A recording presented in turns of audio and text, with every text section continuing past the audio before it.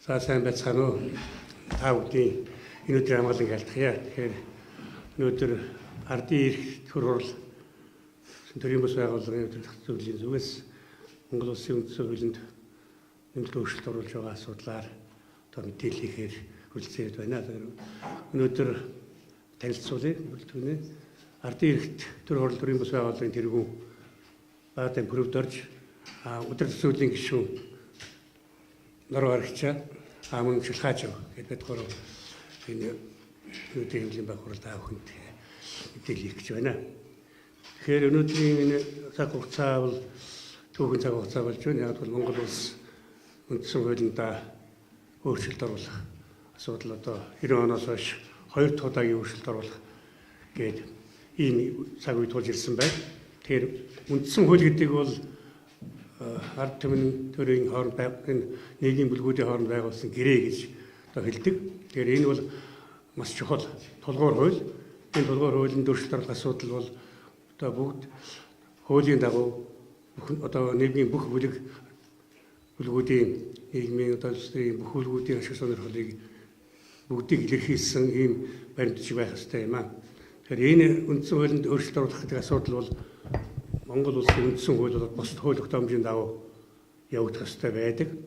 За Монгол улс 2011 онд баха Монгол улсын үндсэн хуулинд нэмэлт өөрчлөлт 10 онд нэмэлт өөрчлөлт оруулах журмын тухай хууль гэж баталсан. Энэ журмын дагуу энэ хууль өөрчлөлт оруулах ёстой. Гэтэл бол одоо энэ улсын их хурл 2017 онд зөвлөлдөх санал асуулгын тухай хууль гэж баталсан. За энэ хуулиар үндсэн хуулийн өөрчлөлт оруулах асуудлыг бас хэлэлцэн шийдвэрлэх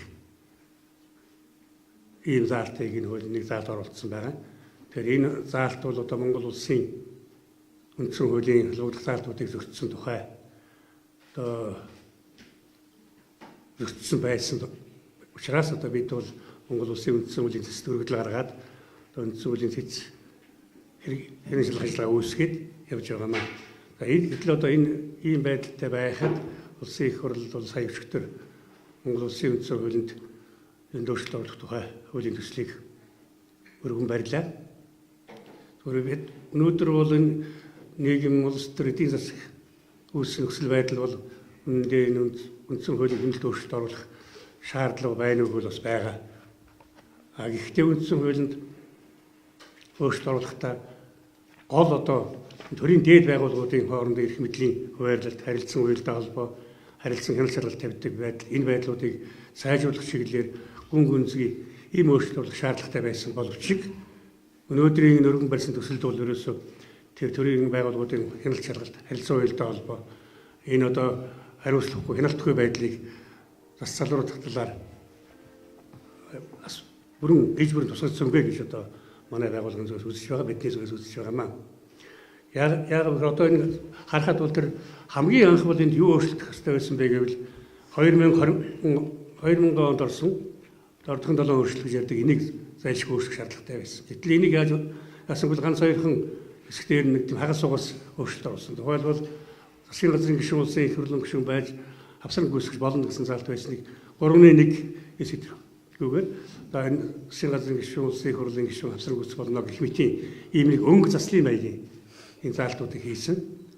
Түүнээс биш одоо энэ хариуцлагагүй байдлын төрийн байгууллага, засгийн газар, улсын их хурл эдгээр одоо энэ хариуцлагагүй, хяналт шалгалтгүй энэ байдлыг засалруулах талаар тийм онцгой чухал зарчмын шүнэгтэй өөрчлөлт орсонгүй гэж одоо бид үзсээр хэлсэн. Олон удаа бид бас хэвлэлийн байгууллагын та бүхэнтэй уулзж ирсэн талаар тайлбарлаж байсан юм аа. Тэгээ одоо энэ үндсэн хууль энд өөрчлөлт оруулах үйл ажиллагаа эхнээсээ ямар байдлаар явж байгаа гэвэл зөвлөлдөх санал асуулгын хууль батлагтаа бас үндсэн хууль зөрчсөн байгаа. Энэ талаар бас бид хамт авч мэдээлэл гэж 6-гийн 1-11 гэсэн 6-гийн 1-11 баха 6-гийн 1-1 гэсэн энэ заалт зөвлөлдөх санал асуулгын тухай хуулинд орсон. Энэ ямар заалт байсан бэ гэвэл Монгол улсын үндсэн хуулинд нэмэлт өөрчлөлт оруулах тухай журмын тухай хуулийн 5-3 заасан асуудлаар үндсэн хуулинд өөрчлөлт оруулах хэсэг талаар улсын их хурл хэлсэн шийдвэрлэх үндэслэл шаардлага байгаа эсийг тодорхойлох гэсэн ийм залтыг оруулсан. Гэтэ энэ 5-3 бол тэр Монгол улсын үндсэн хуулийн нэмэлт өөрчлөлт оруулах тухай хуулийн хориглосон 3 заалтыг орж ирсэн. Засгийн газар улсын их хурл ерөнхийлөгч гэсэн ийм үндсэн хуулинд байгаа. Одоо манай үндсэн хуулинд байгаа энэ 3 юмд өөрчлөлт оруулж болохгүй гэж хориглосон байсан. Одоо тэр үндсэн хуулинд оруулах нэмэлт өөрчлөлт оруулах шуурмын тухай хуулиар. Гэтэл энэ 3 заалтыг бол хассан. Гэхдээ энийг хасахтаа бол хүчин төгөлдөр болоогүй байхад нь энэ заалтаа үндэслээд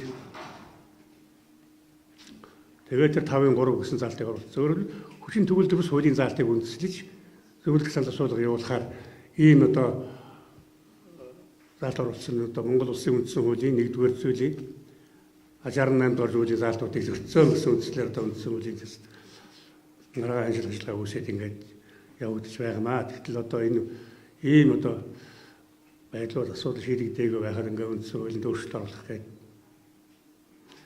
өргөн баригдаад ингээд хэлцэгтэн доороо тавьж байгаа нь одоо бас харамсалтай байна. Тэгэхээр үндсэн хуулинд өөрчлөлт оруулах энэ үйл ажиллагаа бол одоо яагаад энэ тулдсан байг бол өнөөдөр бас түүх давтагдж байна л да. 90 онд бол бас яг ийм байдал давтагдсан. 90 оны тухайн алчсан гүшнүүдээс тавьсан шаардлага бол гол шаардлагын нэг бол ардын төр хурал байгуулах гэсэн шаардлага тавьж ирсэн. Энэ бол юу гэсэн үг вэ гэвэл энэ ардын төр хурал байгуулад Монгол үндсэн хуулийг өөрчилж ингээд харьяа гэсэн ийм шаардлага тавьж ирсэн боловч тухайн их баригчид бол мөн жилгаахгүй өнөөдрийн нөхцөл шиг үндсэн хуулинд өнгө заслын шанартай, зарчмын шанартай биш. Зөвхөн нэг тийм өнгө заслын шанартай өөрчлөлт оруулахаар одоо ардын их хурлын тэргүүлэгчдэр 90 оны 3 сар энэ сүүл 4 сарын ихээр үндсэн хуулийн нэмэлтийн төслийг бас 2-3 удаа хэлэлцсэн байдаг. Энэ байдал бол одоо тухайн үеийн алчсан гүшнүүд энэ байдлыг хүлээн зөвшөөрөхгүйгээр 4 сарын 24-нд 90 оны 4 сарын 24-нд тухайн үеийн төр засаг нам төрийн удирдлагуудад тулгын шаардах бичиг өгч 4 сарын 27-нд жагсаал цуглаан зохион байгуул ингээд хилцээрийн ширийн наар суусан өсгөлд одоо улс төрийн өсгөлөв зарлагдсан. Яг энэ үеэр тухайн үеийн төр намын удирдлагууд, улс төрийн намуудын удирдлагууд бүх төлөөлөл оролцсон эцэл болж тэгээд зөвшөөрлөлд хүрээд үндсэн хуулийн нэмэлтийн тухай хуулинд оруулах нэмэлт өөрчлөлт оруулах зарчмын тохиолдолд хүрч ирсэн. Энэ юу гэвэл улсын баг хурал, ардын их хурал гэсэн ийм парламентын хоёр шаттай ийм парламентыг байгуулад тэгээд Монгол улсынхаа үндсэн хуулийг өөрчлөөд явъя гэсэн ийм тохиолдолд хүрээд 1990 оны 5 сарын 5-нд одоо гарын үсгээс урсан. Ингээд 5 сарын 6-нд төсгөлийн өсгөлөнд зогсож 5 сарын 10-нд ардын их хурлын шуулж үндсэн хуулийн нэмэлтийн тухай хууль батлагдаж ингэж Монгол улс шинэ үндсэн хуультай болох ийм замнал тавьж ирсэн юм аа. Гэтэл өнөөдөр бас яг тийм нөхцөл байдал тулгарч байгаа. Тэгээд яагаад гэвэл энэ үндсэн хуулинд оруулах өөрчлөлт бол одоо бидний өсөн хүлээсэн тийм одоо Монгол улсын нийгэм улс төрийн засагт үүсээд байгаа энэ орсод бол энэ ээдрээ хямралт байдлаас гэтлэн давах энийг зөрчсөн сэргийлэх ийм одоо үндсэн хуулийн төсөл болж чадсангүй гэж одоо манай байгууллага бид нар одоо үздэг. Тэгэхээр энэ бол бид нар бол ямар үг тавьдгүй гэвэл хоёр шаттай. Бие биендээ харилцааг тавьдаг одоо 90 оны баг хурал ардын их хурал шиг тийм хоёр шаттай парламент л Монгол улсад байж өнөөдрийн энэ хямралт байдлаас гарнаа гэж үздэг. Тэгээ энэ байдлыг бол өнөөдрийн үндсэн хуулийн төсөл дээр байхгүй. Одоо тэр зөвлөлдөх санал асуулгын явцад энийг бол даассан байнамаа. Ийм байна. Тэгэхээр ингээд та бүхэнд манай хоёр бас мэдээлэлийнэ. За эндээс ярьж болох юм. Хайраас өртөнд. За би наас.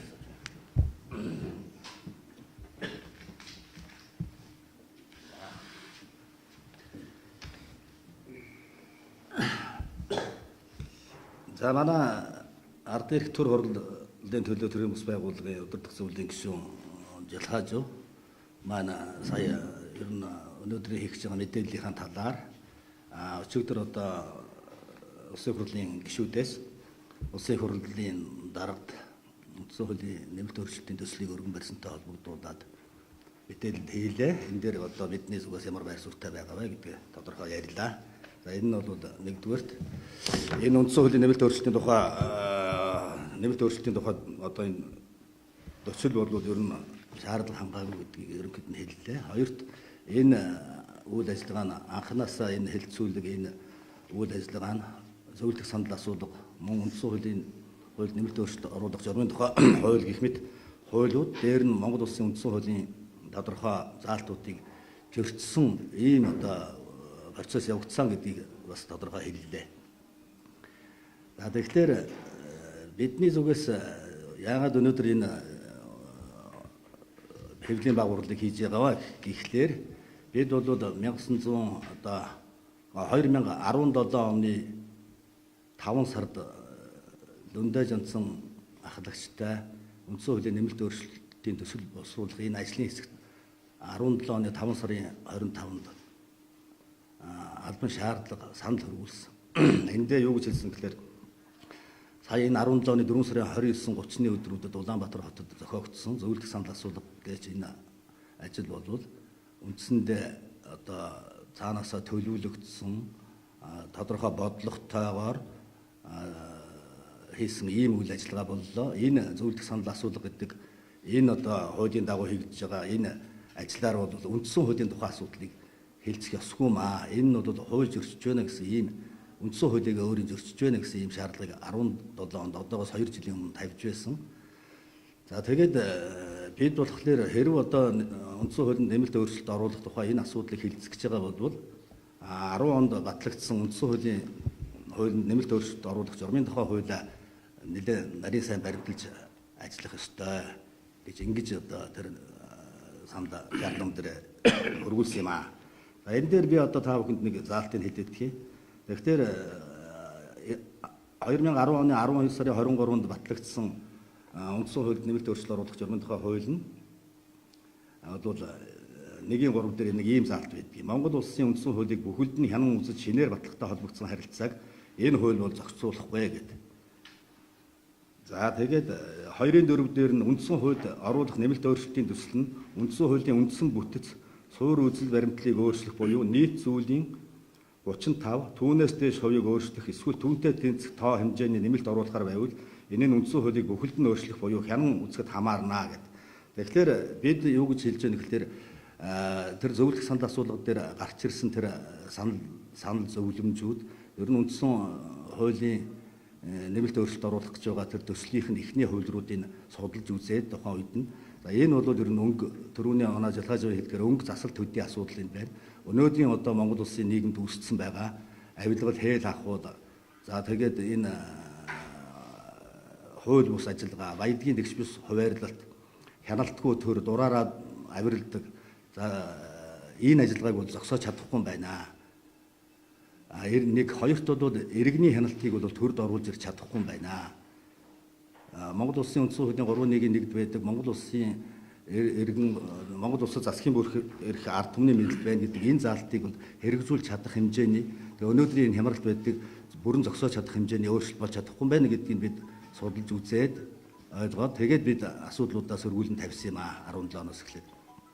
За бид бол тэр үедээ 15 оноос эхлээд бас үндсэн хууль бас 5-6 жилийн 5 оноос эхлээд судалгаа хийсэн байдаг үндсэн хуульдаа одоогийн мөрдөж байгаа.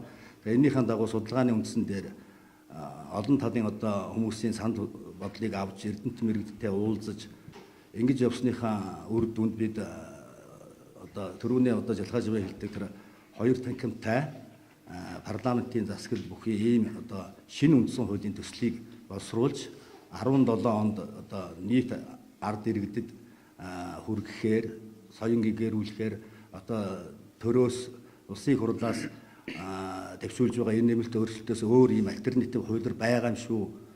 Нэг хоёрт ер нь үндсэн хуулийн нэмэлт өөрчлөлт буюу үндсэн хуулийн асуудалд олон жил дээр дөрвөө ярьж ирснээс гадна нийт иргэд маш их анхаарал хандуулж төрийн бус байгууллагууд зарим нэг улс төрийн намууд маш их анхаарал хандуулж эхэлж байгаа шүү гэдгийг мэдрүүлэх ойлгуулах зорилгоор ингээд үндсэн хуулийн төслөө гаргаад нийт иргэдэд хүргэсэн. Энэ номон дээр байгаа энэ бол 17 оны 4 сард номын дэлгүүрүүдээр ингээд иргэд рүү хүргэхээр өгсөн байгаа. Хоёрт бол энэ хуулийнхаа төслийг дундаажсан болон сая их хурлын дараагаар сонгогдсон Зандан шатар түүнээс өмнө бол бас засгийн газар ерөнхий сайд хөрөлс өгөх гэх мэтлэнгийн хүмүүст бас энэ саналаа үндсэн хууль заасны дагуу иргэд төрийн бус байгууллагууд үндсэн хуулийн бусад хуулийн төслийн саналаа хууль санаалагчид удамжиж болно гэдэг заалтын дагуу бид хөрвүүлсэн. Ингээд удаа дараагийн одоо түрүүн Жалхааживын хэлдгээр төрдөө хандаж иргэдэн бас санал хүсэлтээ үндсэн хуулийнхаа дагуу хүргэсэн боловч бидний одоо хүсэлт шаардлага саналыг бол өнөө хүртэл бол ерөөсө хүлээж аваагүй.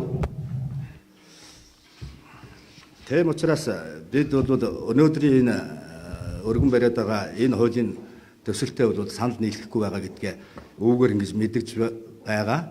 За тэгээд нарийн ингээд судлаад энэ үндсэн хуулийн нэмэлтийн тухай хуулийн энэ заалтуудыг судлаад үзэх юм бол сая Жалхааживын хэлдэг тэр зөвлөлдөх санал асуулгын тухай хууль гэдгийнхаа 6-гийн 1-1 дээр үндсэн хуулийн нэмэлтийн тухай хуулийн 5-3 гэдэг шинэ заалтыг хууль бусаар ингээд оруулсан байгаа нь бол нотлогдсон. Энэ талаараа бол үндсэн хуулийн зэсэд бид бас маргаан үүсгэхээр өргөдөө өгсөн. Энийг бол үндсэн хуулийн зэс маань хүлээж аваад одоо маргаан үүсгэх үндэстэй юм байна гэдэг ийм хариу бидэнд ирүүлчихэд бид бас үлээгээд байж байгаамаа. Ингэж би бодлоо гарчаа.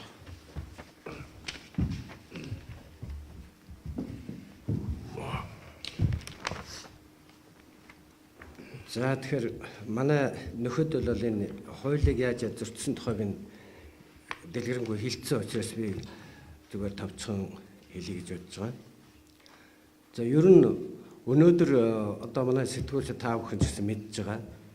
Монголын ард түмэн өнөөдөр яг үндсэн хуулиараа болоод бусад одоо хуулиудаас юу хүсэж байгаа юм бэ гэдэг нэг ганц л юм байгаа шүү дээ. Тэр бол ерөөсөө Монголын ард түмэн энэ хязгааргүй эрх мэдэл өөртөө авсан, дураараа дуригдаг, идэд завшдаг, ловирдаг, энэ хүмүүстэй хариуцлага тооцдог тийм механизмтай болъё. Ард иргэдэд хууль тэгш үйлчилдэг болъё. Энэ хариуцлагатай ийм л өөрчлөлт, ийм л тогтолцоо руу явъя гэсэн сэтгэлтэй, ийм л хүсэл мөрөөдөлтэй байгаа. Гэтэл өнөөдөр бид нар энийг далимдуулж үндсэн хуулийн өөрчлөлт хийж байгаа нэртэй энэ өөрчлөлт нь үндсэн хуулийг зөрчөөд, бусад хуулиудыг зөрчөөд тэгээд зүгээр ийм косметик хагалгаа маягийн харин ч бүр өөрсдийнхөө эрх дарахыг бэхжүүлэх хэмжээний ийм өөрчлөлтийг хийх гэж байгаамаа. Тэр энэ өөрчлөлтийг бол зүгээр энэ их хурлын танхимд байж байгаа хэдэн гишүүд өөрсөнд нь таалагдаад хийж байгаа болохоос биш Монголын ард түмэнд таалагдуулах гэж тэдний амьдралын төлөө хийж байгаа юм биш ээ. Тэгээд дараагийн асуудал нь юу юм гэхээр зэрэг нэгэнтээ энэ буруу юм хийгээд эхлэхээр зэрэг бусад юм нь бүгд буруугаараа явдаг. Одоо бүр нарийн ярих юм бол тэр 2000 онд хийсэн дордуулсан 7 өөрчлөлт чинь хууль бус өөрчлөлт. Тэрийг үндсэн хуулийн цэц их судлаараа шийдээд энэ болохгүй гэдгийг гаргацсан байхад бид нар өөрсдөө болно гэж ингээд явж байгаа шүү дээ өнөөдрийг болтол. Энэ утгаар нь авч үзэх юм бол 2000 оноос 19 оны хүртэл Монгол улс хууль бус төртөө явж байна гэж үзэж болно. Тэгэхээр энэ хууль бус төртөө явсны чинь уршгаар одоо өнөөдөр цөөхөн хүн зориулагдаад дөнгөж сая гарч байгаа тэр сонгуулийн хуулийг хар. Нэг тойрог болгоод ингээд улсыг нэг тойрог болгоод оруулж байгаа энэ бол ерөөсөө дэлхийн цөөхөн оронд байдаг. Хоёр дахь болохоор зүгээр энгийн аргаар бодсон ч гэсэн яг ийм тогтолцоон дээр бол нөгөө одоо энэ хэд чинь л мууч сайн ч нөгөө одоо нөгөө ард түмний тархийг эргүүлж ягаад өөртөө дахиж гарах л гэсэн. Тэгэхээр ингээд нэг муу угшил гарчхаараа үргэлжилсээр байгаад ингээд яадаг юм байна. Өнөөдөр бол энэ байдлаас болоод юунд хүрчээд ийн гэвэл Монголын төр гаршгүй шавар балчигт намагт шигдээд сууж байна. Энэ шигдсэн намгаас гарах арга зам нь энэ үндсэн хуулийн өөрчлөлт биш ээ. Энэ арга зам нь иргэний хяналттай хоёр танхимтай парламентын тогтолцоонд шилжижээж бид эндээс гарнаа гэдгийг л хатуу хэлээд байгаа. Тэгэхээр эднэр бол үгүй ээ. Одоо бид өөрсдөө энэ 76 чинь энэ чигээрээ байж байгаад ингэ шинчлэгдчих юмаа гэж яриад харин шинчлэгдэх биш. Одоо бүр идэж уусаргаад одоо бүр өөр идэх юм нь олдохгүй болох төр зэрэг бүр энэ улс орныг бүхлээр нэгтгэхэр шийдээд явж байна шүү дээ. Тэгэхээр энэ дээр цаашдаа яах гэж байгаа юм гэвэл бид одоо энэ өгсөн югаар энэ үндсэн хуулийн цэцэд маргаан үүсгэгдээд байж байна. За энэ маргаан дээр бид нар асуудлаа тавиад цаашид яах гэж саяны энэ хууль зөрчиж хийсэн зөвлөлдөх санал асуулга тэгэл одоо энэ үндсэн хуулийнхаа өөрчлөлтийг сурталчлах гэдэг энүүнд асар их мөнгө зарсан эднэр. Өчнөө олон ном хэвлүүлсэн. Тэр санамсаргүй төврийн арга гэдэг зохиомл юмараа хөдөө гадаанаас өндөө олон хүний зардал мөнгө төлж авчирч энчээ өөрсдийнхөө нөгөө хууль тарих угаах ажиллагаагаа хийж баахан мөнгө зараа тэр хүмүүсээр гар өргүүлсэн. Тэр нэгэнт хууль зөрчөөд энэ дээр ийм их мөнгө зарж байгаа бол цаашдаа бид нар энэ мөнгийг ч гэсэн буруутай этгээдүүдээр нь төлөвлөх хэмжээний хүртэл шүүх хуулийн байгууллагад хандах болно. Хуулийн дагуу зөв явсан юмыг бол бид дэмжинэ. Харин хуулийг ингэж завхруулад эннийхээ төлөө энэ улс орон иргэдийн татвар төлөгчдийн мөнгөөр ингэж өргөж байгаа юмыг бид нар одоо цаг хугацаанд нь зогсоохгүй болохгүй. Тэр утгаараа бидний энэ одоо шаардаж байгаа шаардлага эдний энийг зогсоох энэ бузар булаа юмыг зогсоох ажил ингээд одоо дунд шатандаа явж байна бидний ихэлсэн цагаас хойш. Цаашдаа бол бид нар улам хатуу үзэн тэр буруутай этгээдүүдийг санхүүгийн одоо төлбөрийн төлөвлөх хүртэл арга хэмжээг шүүх хуулийн байгууллагуудаар явна. Мөн одоо энэ хүмүүстээ одоо ямар хариуцлага тооцох байдгийг хууль одоо зөв юм уу буруу юм уу эднэрх гэдэг юмыг хүртэл тооцож явна. Энийг хийхгүйгээр бид нар цаашаага явах аргагүй. Тэгээд дээр нь энэ үндсэн хуулийн өөрчлөлтийг одоогийн энэ өчигдөр энэ өргөн барьж байгаа өөрчлөлтийг шууд одоо утгаар нь хэлэх юм бол дахиад хуулийн байгууллагад хандах боломжтой гэж үзэж байгаа. Энэ нь өөрөө хууль зөрчсөн учраас үндсэн хууль зөрчсөн учраас хууль бусаар төрийн эрхийг булаа авах гэдэг зүйл ингээд хамаарагдана гэж үзэж хуулийг өргөн барьсан их хурлын гишүүн дээр нь эрүү үсгүүлэх хүртэл арга хэмжээ рүү ханднаа. Яагаад бид нар ингэж хуулийг зөрчиж тэрийг өөрийнхөө зөв гэдээ ингээд дураараа дургиж явдгийг? Ийм учраас цаашдаа бид нар нэлээд ширүүхэн тэмцэл хийж энэ ямыг зогсооно. Эннийхээ зогсоосны үр дүнд яах вэ гэвэл одоо өнөөдөр энэ ерөнхийлөгч хоёрынхоо ярианаас нөгөөдүүлийнх нь яриа нь бүр илт зөрөөд байгаа та нар харж л байгаа шүү дээ. Ерөнхий сайд намуудын төлөөллийг хүлээж авч уулзахдаа би тэр хоёр танхимтай гин дэмждгийн шүү гэж өөрөө бүр сэтгүүлч та бүхний камерын дуран дээр тов тодорхой хэлсэн. Ерөнхийлөгч Батулга улсын их хурлын чуулган дээр тогтолцооны өөрчлөлтийг хийнэ гэдгийг бас тов тодорхой хэлсэн.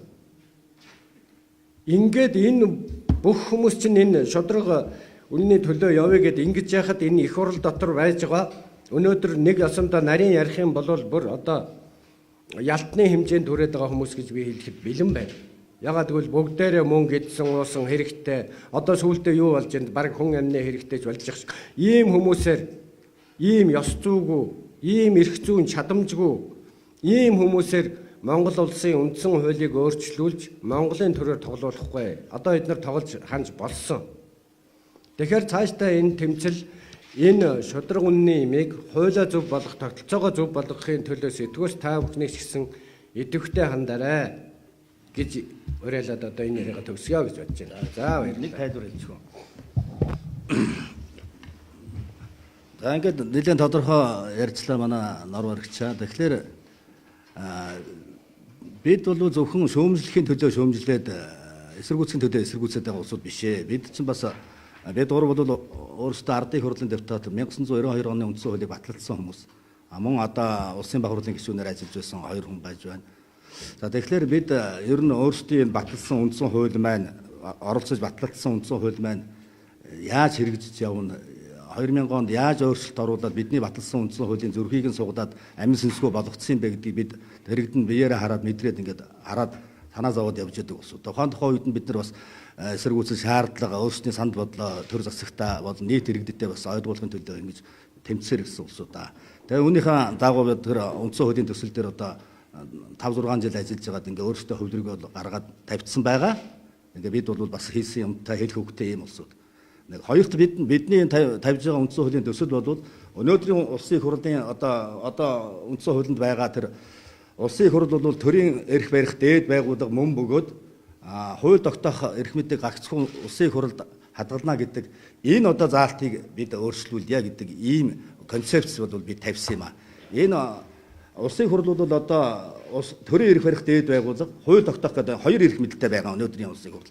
За энэ заалт бол цаашдаа одоо улсын хурал хэмжээ хязгааргүй байх, эрх дарахтай байх, тэгээ хяналтгүй байх энэ гол үнд сүрийг тавьж яана гэж бид концепцийн хувьд ингэж үздэг.